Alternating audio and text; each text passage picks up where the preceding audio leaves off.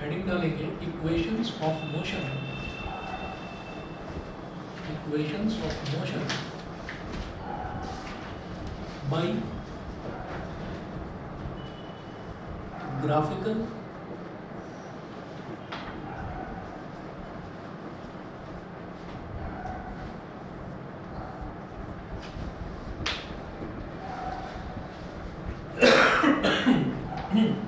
Equations of motion by graphical method.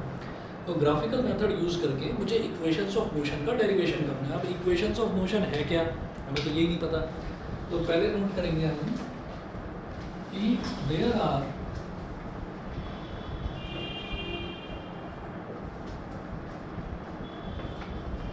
There are three equations of motion.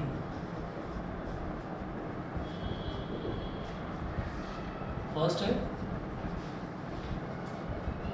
v is equal to u plus A T, second है s is equal to U T plus half A T square, और third है v square is equal to U square plus two A S.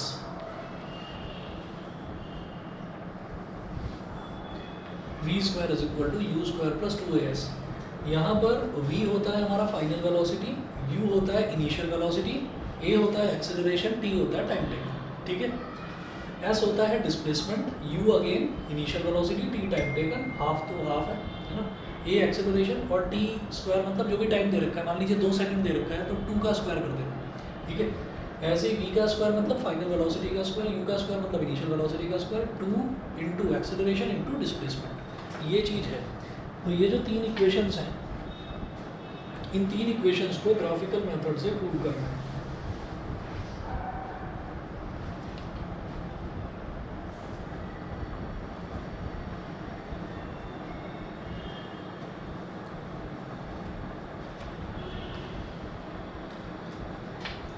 तो आपको इसमें क्या करना होगा, ये देखिएगा, आपको ना एक सिंगल ग्राफ बनाना है, सिंगल ग्राफ से इन तीनों इक्वेशंस को प्रूव करना है। तो यहाँ पर एक ग्राफ बना लीजिए, ऐसे वेलोसिटी टाइम ग्राफ बनाऊंगा मैं।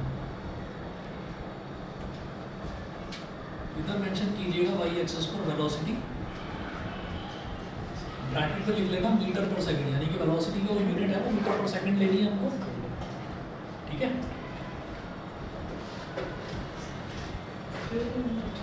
इधर लेंगे हम एक्स एक्सिस पर टाइम, और टाइम की यूनिट मेरे को लेनी है सेकंड्स।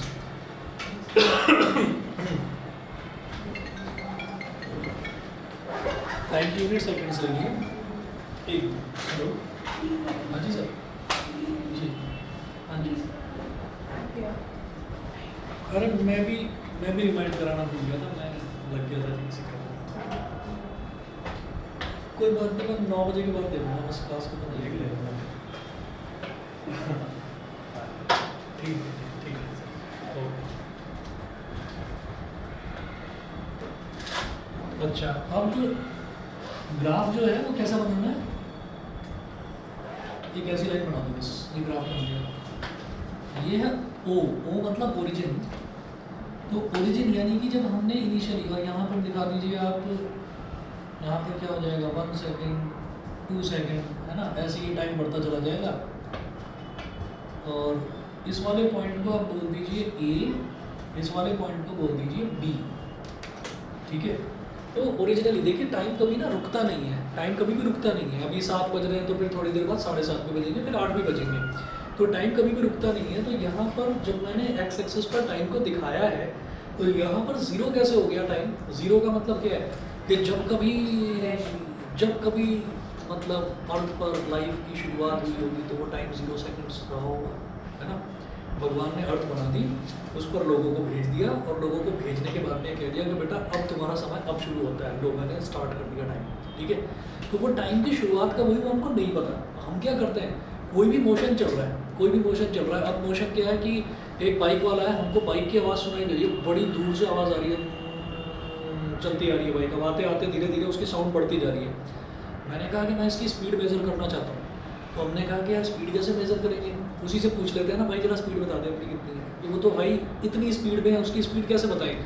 तो फिर ये कहा कि भाई एक काम करता हूँ, तू इधर खड़ा हो, है ना। और मैंने अपने एक दोस्त को बोला फिर 50 मीटर बाद जाकर ना तू खड़ा हो जाए वहाँ पर, फटाफट वहाँ पर खड़ा हो जाए, ठीक है। एक स्टॉप वॉच मैं लेता हूँ, एक स्टॉप वॉच तू ले। जैसे ही वो इधर से गुजरेगा, मैं भी और तू भी, हम फ़ोन पर कनेक्टेड रहेंगे। मैं बोलूँगा गो, गो बोलते ही मैं भी स्टॉप वॉच ऑन करूँगा, तुम भी स्टॉप वॉच ऑन करना। तो स्टॉप वॉच ऑन कर दी। स्टॉप वॉच ऑन करते ही हुआ क्या कि जैसे ही वो वहाँ से निकल जाएगा, मतलब इधर से इस पॉइंट पर आया, ऐसे गुजरा और उधर से गुजर गया। अब हमने क्या करा कि अब हमने जब स्टॉप वॉच ऑन करी ना, मैंने भी और 50 मीटर दूर जो मेरा फ्रेंड खड़ा है उसने भी, जब हमने स्टॉप वॉच ऑन करी तो that is time zero for me. हमारे लिए टाइम ज़ीरो वही हो गया। आप अपने मोबाइल फ़ोन्स में देखते होंगे, उसमें भी एक स्टॉप वॉच का ऑप्शन है। तो जब हम उस स्टॉप वॉच को ऑन करते हैं तो तब टाइम ज़ीरो से शुरू होता है, 0 सेकंड, फिर 1 सेकंड, फिर 2, फिर 3, फिर 4, फिर 5, ऐसे आता है। तो ये वही वाला 0 सेकंड है। अब फिर निकालने का, स्पीड निकालने का क्या तरीका है? स्पीड निकालने का ये तरीका है कि भाई दोनों ने एक साथ स्टॉप वॉच ऑन करी, और जैसे ही वो यहाँ से गुजरा तो स्टॉप वॉच मैंने भी ऑन करी, उसने भी ऑन करी, और जैसे ही वो उस फ्रेंड के आगे से गुजरा, उसने भी और मैंने भी, दोनों ने स्टॉप वॉच ऑफ कर दी, ठीक है। अब दोनों मिले, हम दोनों ने दिखाया, भाई मेरी जो वॉच है उसमें 10 सेकंड दिखा रहा है। उसने कहा हाँ भाई मेरी वॉच में भी 10 सेकंड दिखा रहा है, इसका मतलब टाइम में कहीं पर भी कोई एरर नहीं आया है। तो 10 सेकंड में, और डिस्टेंस कितना था? 50 मीटर। तो उसने 50 मीटर का डिस्टेंस 10 सेकंड में कवर कर लिया, तो 5 मीटर पर सेकंड उसकी वेलोसिटी हो गई, ठीक है ना। तो ये तरीका है कि बिना उस बंदे के जाने हम उसकी स्पीड निकाल सकते हैं। अब इसके लिए नई नई डिवाइसेज आ गई हैं, रडार आ गए हैं, रडार लेकर खड़े रहते हैं ट्रैफिक पुलिस वाले। आजकल क्या है ना कि उनके, दिल्ली में अगर आप जाकर देखेंगे, मुंबई में भी है, गाजियाबाद में अभी नहीं है, कि उनके यहाँ पर ना एक छोटी सी डिवाइस लगी रहती है। तो वो अगर ऐसे भी खड़े हुए हैं तो उनके आगे से जो भी निकला, तो अगर प्रिस्क्राइब्ड लिमिट से, प्रिस्क्राइब्ड लिमिट मतलब जो नॉर्मल जो ट्रैफिक रूट्स होते हैं उनमें 60 या 80 होती है प्रिस्क्राइब्ड लिमिट, अगर उससे ज़्यादा हो गया तो वो बीप बज जाती है। तो बीप बजते ही पुलिस वाला तुरंत नंबर देख लेता है, वो नंबर डायल करता है, उसमें वो नंबर चालान सीधा घर पर पहुँच जाता है। तो ये तो खैर दूसरी बात हो गई। हम ये कह रहे हैं कि टाइम ज़ीरो का मतलब आपको समझ में आ गया कि जिस टाइम मैंने ऑब्जर्वेशन शुरू करा, वो तो पता नहीं कहाँ से बाइक लेकर आ रहा था, मैंने जहाँ पर स्टॉप वॉच ऑन करी, that is time zero for me. तो जब ज़ीरो टाइम था तो उस टाइम भी तो उस बंदे की कुछ वेलोसिटी रही होगी। तो जिस टाइम मैंने ऑब्जर्व करना शुरू करा, तो मेरे लिए उसकी वो इनिशियल वेलोसिटी है ना, कि मैंने जो ऑब्जर्वेशन शुरू करी, तो ज़ीरो जब था टाइम, तो वेलोसिटी कितनी थी उसकी? वेलोसिटी उसकी इतनी थी। हम वाई एक्सिस पर क्या ले रहे हैं? वेलोसिटी तो ले रहे हैं, तो उसकी वेलोसिटी कितनी थी? u थी। समझ गए? ठीक है। फिर टाइम बीतता गया, बीतता गया, बीतता गया। अब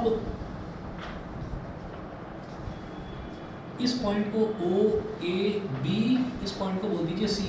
तो यहाँ से लेकर और यहाँ तक, क्योंकि मैं एक डेरिवेशन कर रहा हूँ, टाइम हो सकता है 5 सेकंड, 10 सेकंड, 15 सेकंड, कुछ भी हो सकता है, लेकिन मैंने ये कहा कि यहाँ से लेकर यहाँ तक वाले टाइम को मैंने t मान लिया, स्मॉल t। तो इसका मतलब t सेकंड्स ट्रैवल करने के बाद उसकी बाइक की, कार की, स्कूटर की, किसी भी चीज़ की उसकी वेलोसिटी कितनी हो गई? उसकी वेलोसिटी पहले यहाँ थी, वो बढ़ते बढ़ते बढ़ते बढ़ते यहाँ पहुँच गई, इस लेवल पर पहुँच गई, इस लेवल पर पहुँच गई। तो ये समझ लीजिए, डॉटेड लाइन मैं इसलिए बना रहा हूँ बिकॉज ग्राफ आपका बस यही है, AB है ग्राफ, ठीक है। अच्छा, तो अब उसकी वेलोसिटी कितनी हो गई? यहाँ से लेकर और यहाँ तक, नीचे से ऊपर तक, यहाँ से यहाँ तक पूरी नापी जाएगी, तो वो हो गई v। This is called final velocity. तो ज़ीरो टाइम पर जो वेलोसिटी होती है that is called initial velocity, और t टाइम ट्रैवल करने के बाद जो वेलोसिटी हुई that is called final velocity. दोनों चीज़ें क्लियर है ग्राफ के थ्रू, ठीक है। उसके बाद अब हमने ये कहा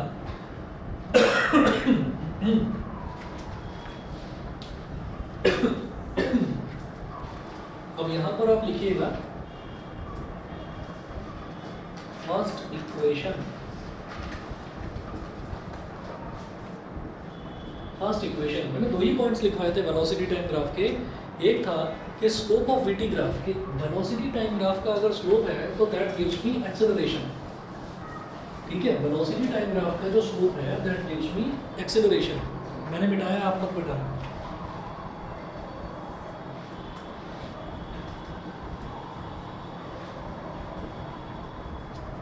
तो उसी चीज को आप नोट करिए, लिखिएगा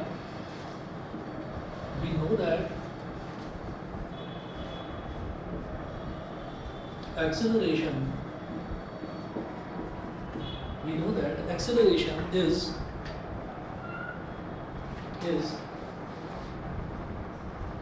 defined as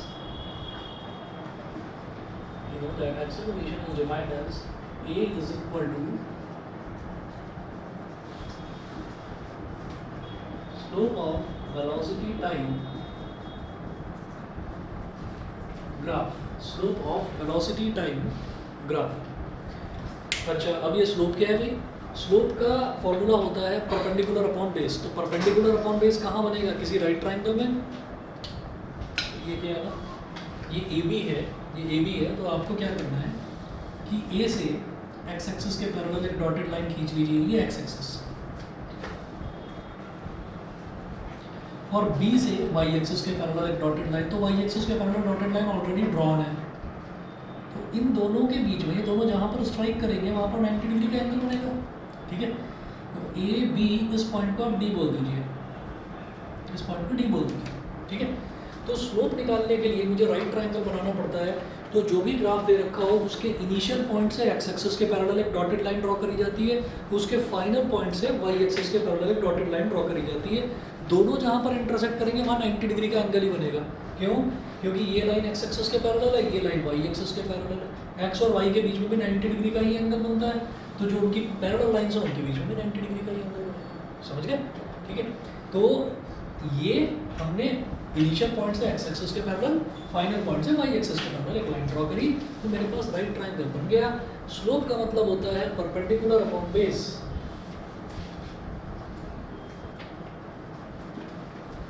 perpendicular upon base. ठीक है, अच्छा, अब परपेंडिकुलर क्या है भाई?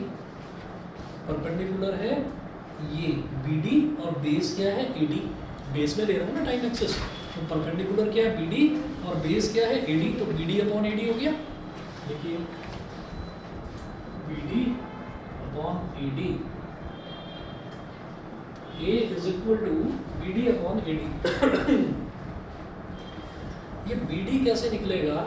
मेरे पास तो BD की वैल्यू ही नहीं है, लेकिन मेरे पास BC की वैल्यू तो है ना, और मेरे पास DC की वैल्यू है। DC जो है वो एग्जैक्टली AO के बराबर होगा। रेक्टेंगल बन गया ना यहाँ पर, तो ये भी 90 डिग्री है, ये भी 90 डिग्री, रेक्टेंगल बन गया। तो हम ये कहेंगे कि BD की जगह मैं लिख सकता हूँ BC माइनस CD। BC जो पूरी लेंथ है उसमें से CD सब्ट्रैक्ट कर दीजिए, BD बच जाएगा। समझ गए? तो BD की जगह बेटा लिखो आप BC माइनस CD,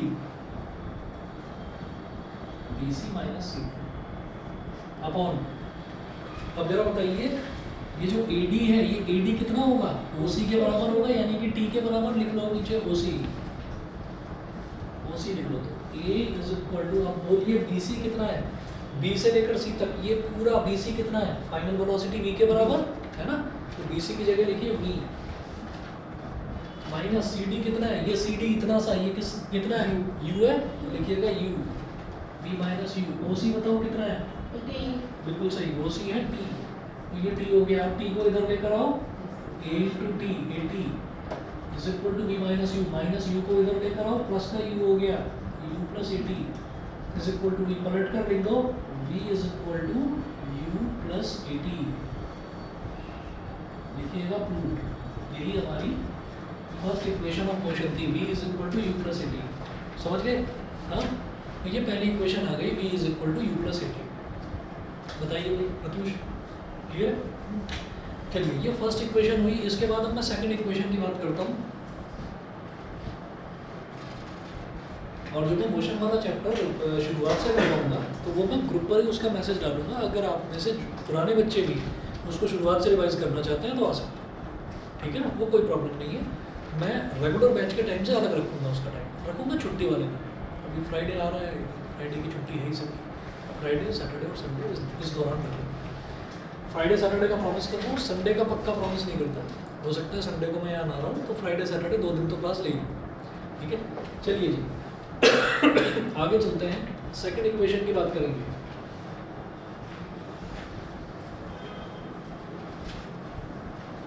अब जरा देखो, सेकंड इक्वेशन में मुझे निकालना क्या होता है? सेकंड इक्वेशन में मुझे निकालना होता है एस, यानी कि displacement, ut plus half AT square, ये हो गया। तो डिस्प्लेसमेंट निकालने के लिए दूसरा फॉर्मूला था, क्या था डिस्प्लेसमेंट? कैसे निकलता था? Area under velocity time graph. Velocity time graph क्या है? AB, तो AB के नीचे नीचे का एरिया अगर मैं निकाल लूँ तो और डिस्प्लेसमेंट आ जाएगा। लिखिएगा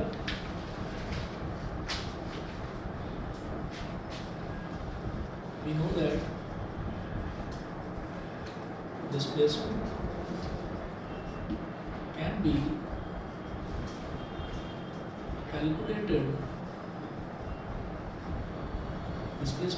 calculated as S is equal to area under velocity time graph. Area under velocity time graph. S is equal to area under velocity time graph. भाई एरिया कैसे निकाला जाएगा? मैं तो ये देख रहा हूँ, मुझे इसके नीचे ना बी डी ए, एक तो राइट ट्रायंगल दिखाई दे रहा है, इसका एरिया निकाल लो। बिल्कुल सही। एक तो ये और नीचे रेक्टेंगल है, रेक्टेंगल का एरिया निकाल लो, दोनों को ऐड कर दो। L/D क्या बोलते हो बताओ? सही है, ठीक है। तो area under velocity time graph में हम लिखेंगे area of triangle B D A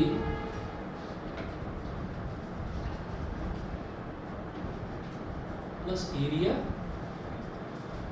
of rectangle B D A plus area of rectangle O A D सी।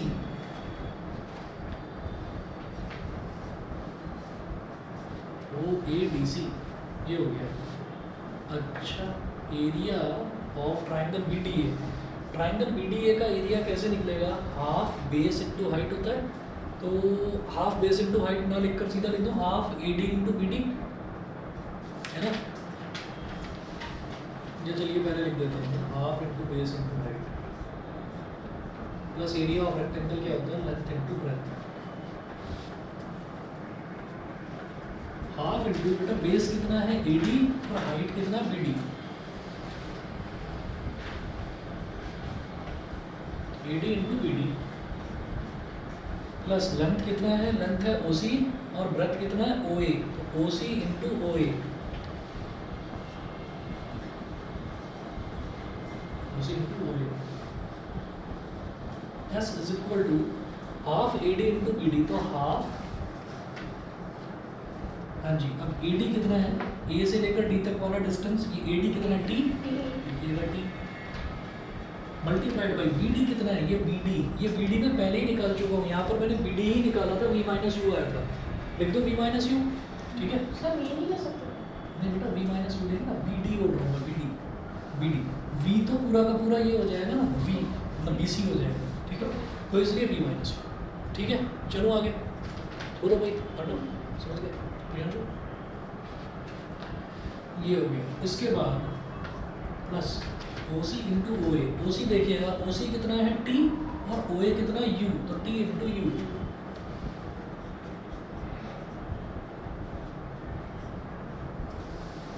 है ना?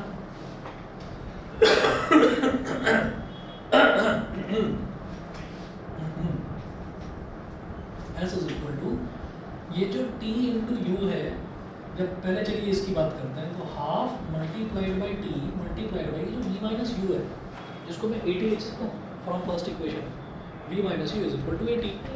सही है, तो मैं V माइनस यू की जगह लिख दूंगा बेटा 80 प्लस T इंटू यू को UT लिख दूँ। जब कभी अल्फाबेट्स को मल्टीप्लाई करते हैं, जैसे मान लीजिए 2 और 3 को मल्टीप्लाई करना है, तो उसको 23 नहीं लिखते, 2 और 3 को तो 2 इंटू 3 6 ही लिखेंगे, या 2 क्रॉस 3 लिखेंगे, ठीक है। लेकिन अगर अल्फाबेट्स मल्टीप्लाई कर रहे हैं, A इंटू B कर रहे हैं, तो उसको A भी लिख सकते हैं। इसी तरीके से T इंटू यू हो रहा है, तो उसको मैं UT लिख देता हूँ, या TU लिख दो, मर्जी है आपकी, है ना। मैंने इसको UT लिख दिया। अब क्या करेंगे? हाँ जी, 80 इंटू T जब मैं करूँगा तो क्या बन जाएगा? 80 स्क्वायर और हाफ A। अब क्या करूँ? इसको UT को तो लिख दो पहले। अच्छा, जैसे मैंने V माइनस यू की जगह 80 लिखा है ना, यहाँ लिख देना from first equation,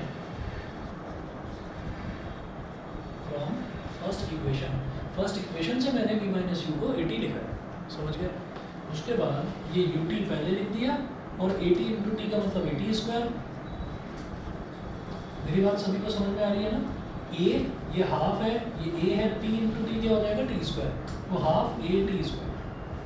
S is equal to U T plus half A T square, ये हमारी सेकेंड इक्वेशन थी। यहाँ पर लिखिएगा प्रूव,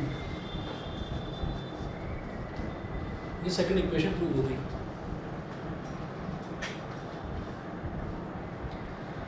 बोलो भाई समझ गए? ठीक है, चलिए जी। तो पहली इक्वेशन हुई, दूसरी इक्वेशन हुई। ग्राफ की तो मुझे सेम ग्राफ की जरूरत पड़ने वाली है, तो मैं ये वाला पोर्शन बिठा रहा हूँ। ठीक है, यहाँ पर मैं थर्ड इक्वेशन का प्रूफ देखता हूँ।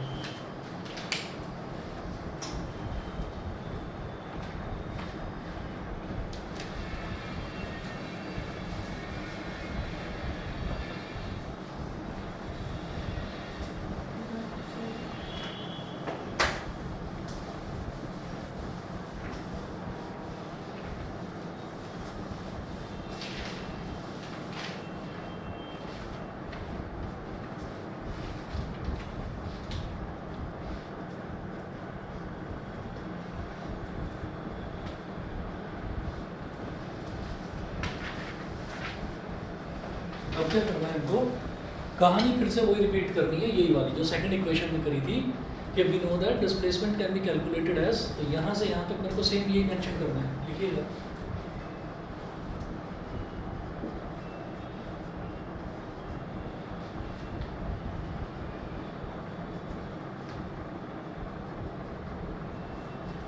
We know that displacement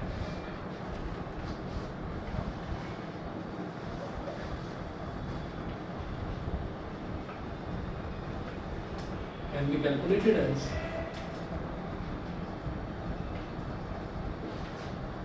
area under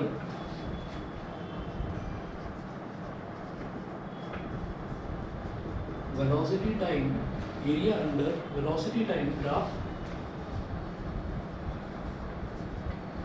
area under velocity time graph। ये हो गया, ये तो यहाँ पर भी लिखा था। अब यहाँ पर क्या करेंगे, यहाँ पर मैंने इस एरिया को डिवाइड करा था एक ट्रायंगल और एक रेक्टेंगल में। ठीक है, अच्छा अगर देखा जाए तो ये कुछ और भी फिगर नजर आती है क्या? ट्रेपेजियम। ट्रेपेजियम, तो लिख दो एरिया ऑफ ट्रेपेजियम। लिखिएगा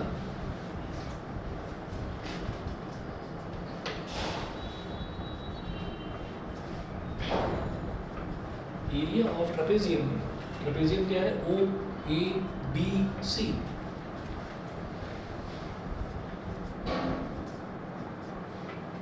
area of trapezium O A B C. हाँ, अच्छा area of trapezium O A B C आ गया। अब ट्रेपेजियम के एरिया का formula sum of parallel sides into distance between them. ठीक है, ठीक है, सही है। अब हाइट बोल दीजिए या डिस्टेंस बिटवीन देम बोल दीजिए, एक ही बात है। Half into sum of parallel sides, half into sum of parallel sides. ठीक है, अच्छा आप लोग इसको ऐसे ही लिखते चलेगा ना। मैं ये ओ ए बी सी ये नीचे क्यों लिख रहा हूँ, क्योंकि वो स्क्रीन से बाहर चला जा रहा है। आपको हर क्लास के बाद में उसकी वीडियो रिकॉर्डिंग भी भेजूंगा, ताकि रिवीजन करते टाइम आप में से किसी भी बच्चे को दिक्कत ना आए। ठीक है भाई, अगर हम अभी चैप्टर नंबर 1 कर रहे हैं, चैप्टर नंबर 4 पर पहुंच जाएंगे और आपके किसी यूटी में चैप्टर नंबर 1 आ रहा है, तो चैप्टर नंबर 1 के लिए आपको फिर ये ना हो जाए कि अरे मैं तो भूल गया ये वाली चीज़ कैसे बताई गई थी। तो जो व्हाट्सएप ग्रुप है, उस व्हाट्सएप ग्रुप पर सारे लिंक्स आपको मिलेंगे। तो आप पुरानी वीडियो उस पर जाएंगे, आप पुरानी चैट्स में आप जाएंगे तो वहाँ पर आपको लिंक्स जो है उसके मिल जाएंगे। आज का भी आपने देखा होगा, मैंने सुबह वीडियो भेज दिया था। ठीक है ना, तो हर क्लास के नेक्स्ट डे आपको सुबह वीडियो मिल जाएगा। उन वीडियोस को डिलीट मत करना, और चलो हो जाए अगर तो मुझे बता देना, मैं दे दूँ। Half into sum of parallel sides into distance between them, distance between them. ठीक है, हाँ जी। पैरेलल साइड्स कौन कौन सी है यहाँ पर? OA और BC, ये पैरेलल साइड्स हैं, और दोनों के बीच का डिस्टेंस कितना है? AD, दोनों के बीच का डिस्टेंस। तो half into sum of parallel sides, हाँ जी, पैरेलल साइड्स ऐड कर देंगे OA प्लस BC।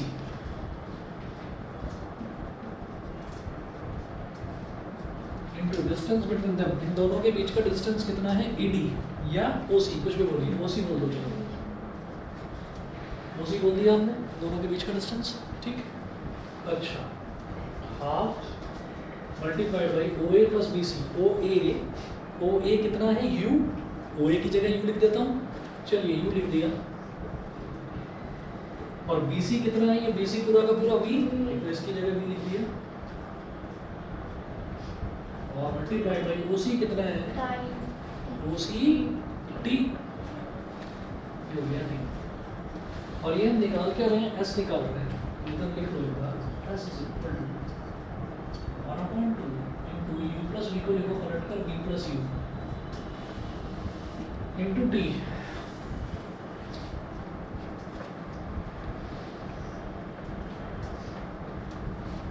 T लिखने की बजाय यहाँ पर लिखना V minus U upon A, यहाँ लिखना फ्रॉम फर्स्ट इक्वेशन। जरा फर्स्ट इक्वेशन देखिएगा दोबारा से, इधर लिख रहा हूँ V is equal to U plus AT, U को इधर ले आओ, क्या हो गया V minus U is equal to AT, A यहाँ पर मल्टीप्लाई हो रहा है, इधर डिवाइड में चला जाएगा, ये क्या हो गया V minus U upon A is equal to T। तो T की जगह मैंने V minus U upon A लिख दिया, तो कोई प्रॉब्लम तो नहीं, T की जगह हमने V minus U upon A लिख दिया है, सही है। अब देखिएगा S is equal to 1/2 V plus U into V minus U क्या होता है, identity V square minus U square, ठीक है। तो ये हो जाएगा V square minus U square और अपॉन में A, V square minus U square और अपॉन में A। अब देखिएगा ये बन गया S is equal to V square minus U square upon 2A, 2A को इधर ले आओ, तो 2AS is equal to V square minus U square, दिखाई दे रहा है सबको नीचे तक। अच्छा अब इसको यहाँ लिख रहा हूँ इस तरफ, माइनस U स्क्वायर है, इसको इधर ले आएंगे, प्लस का U स्क्वायर बन जाएगा, U square plus 2AS is equal to V square, इसको पलट कर लिख दीजिए जरा,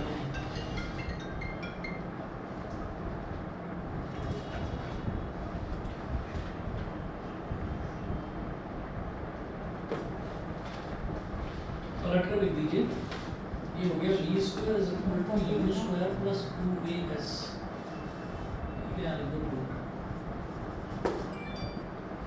ये आपकी थर्ड इक्वेशन प्रूव होगी, बताइए जी, क्लियर, ठीक है।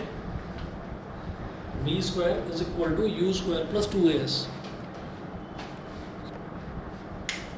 हाँ जी, V फाइनल वेलोसिटी होती है, तो इसको निकालने के लिए पहले मैंने डिस्प्लेसमेंट लिखा, तरीका है प्रूव करने का तरीका है कि जब मेरे को यहाँ पर V square is equal to U square plus 2AS याद रख के चलना है शुरुआत में। कई बार डेरिवेशन जब हम करते हैं तो हम बस यहाँ अटक जाते हैं कि हमको करना क्या है, तो आपको शुरुआत देखनी है कि शुरुआत हमको कहाँ से करनी है। तो जो पहली इक्वेशन है उसकी शुरुआत आपको करनी है एक्सेलरेशन के फॉर्मूले से, कि एक्सेलरेशन कैसे निकलेगा, slope of velocity time graph, ऐसे तो एक्सेलरेशन निकल जाएगा, ठीक है।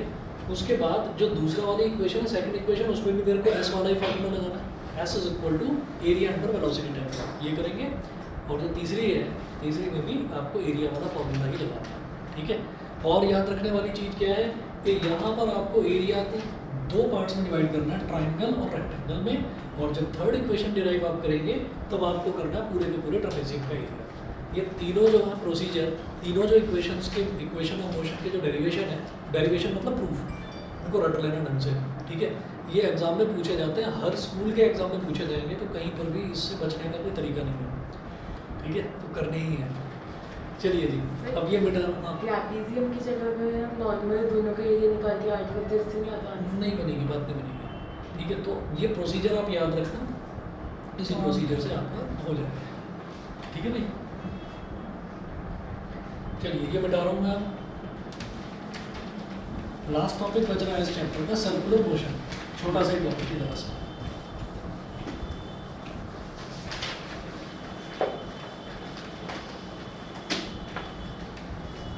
और साइंस में अगला जो मैं स्टार्ट करवाऊंगा तो मैं केमिस्ट्री में मैटर शुरुआत करवाऊंगा, matter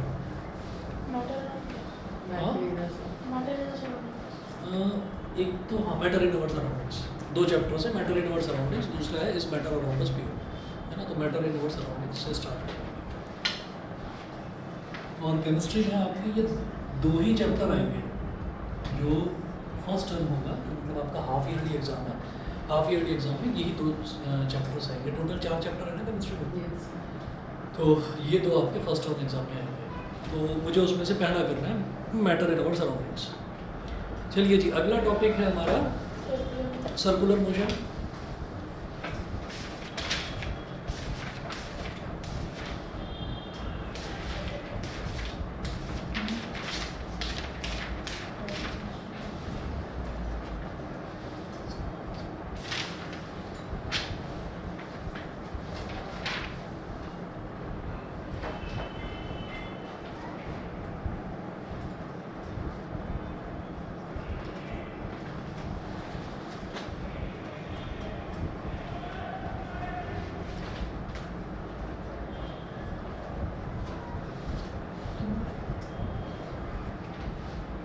uniform circular motion, uniform circular motion में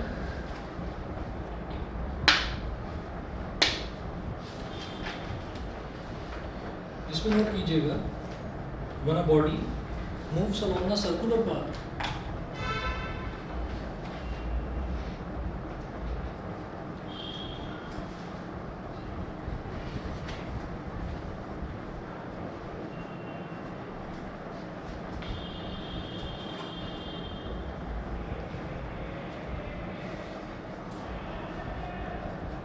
when a body moves along a circular path,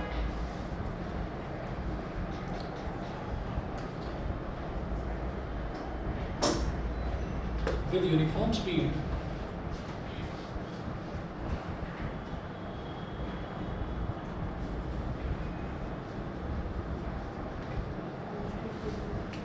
when a body moves along a circular path with uniform speed, its motion is called uniform circular motion.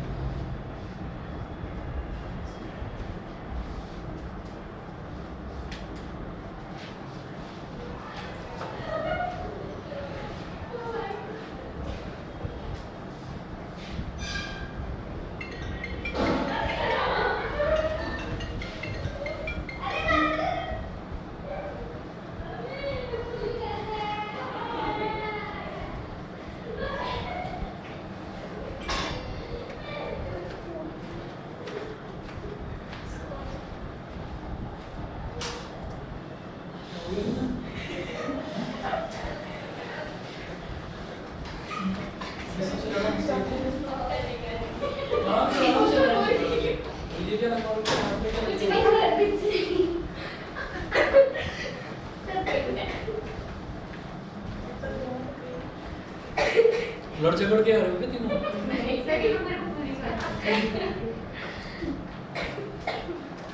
Question note कीजिएगा। A cyclist goes around a circular track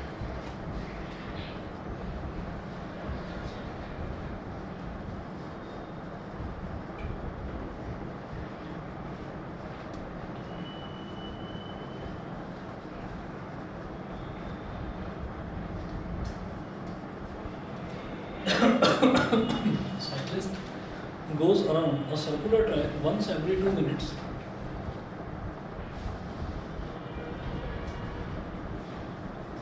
Once every 2 minutes.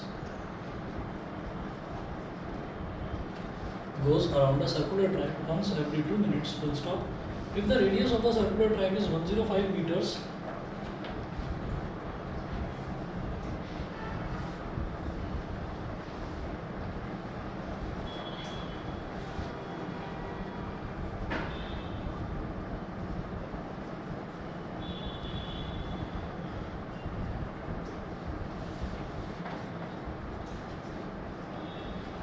if the radius of the circular track is 105 meters,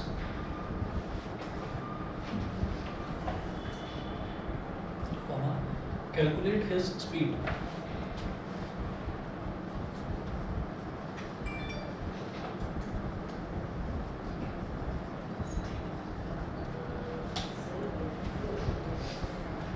Calculate his speed. Speed निकालनी है।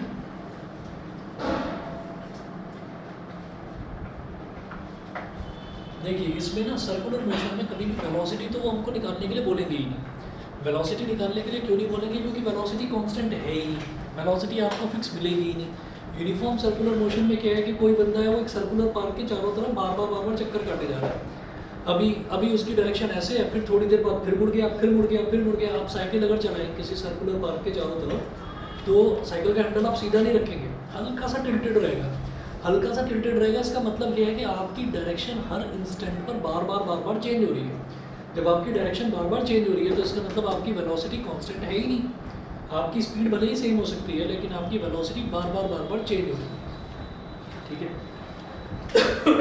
देखिएगा, अब cyclist goes around the circular track once every 2 minutes. तो distance कितना है?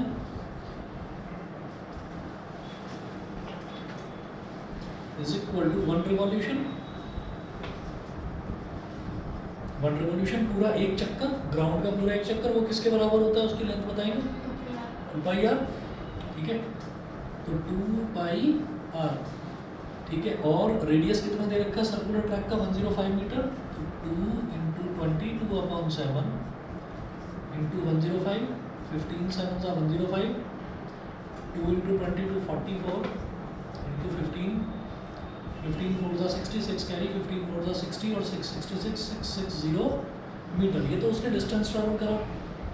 उसके बाद वो बोलेंगे कि रेडियस सॉरी कितने टाइम में, टाइम टेकन 2 मिनट्स। तो 2 मिनट्स का मतलब क्या हो गया? 2 × 60 सेकेंड्स, यानी कि 120 सेकेंड्स। ठीक है, अब मेरे को स्पीड निकालनी है।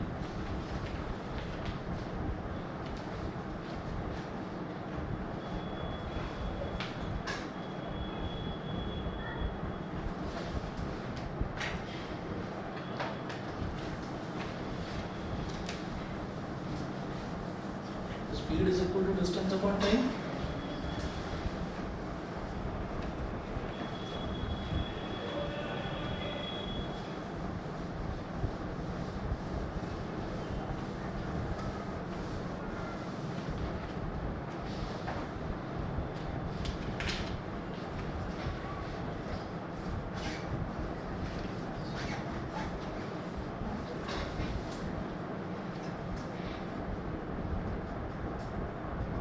हाँ जी, डिस्टेंस कितना? 660 और टाइम है 120 सेकेंड। 0 से 0 कैंसिल आउट हो गए, 12 5 60 और 66 minus 60 is 6 6 0 60, 12 5 60, 5.5 मीटर पर सेकेंड। ठीक है, ज़्यादा से ज़्यादा यूनिफॉर्म सर्कुलर मोशन में क्वेश्चन आएगा तो ये आएगा, बस और कुछ नहीं पूछा जा सकता है। ठीक है, यही आपका पूरा चैप्टर यहाँ पर कंप्लीट होता है मोशन वाला।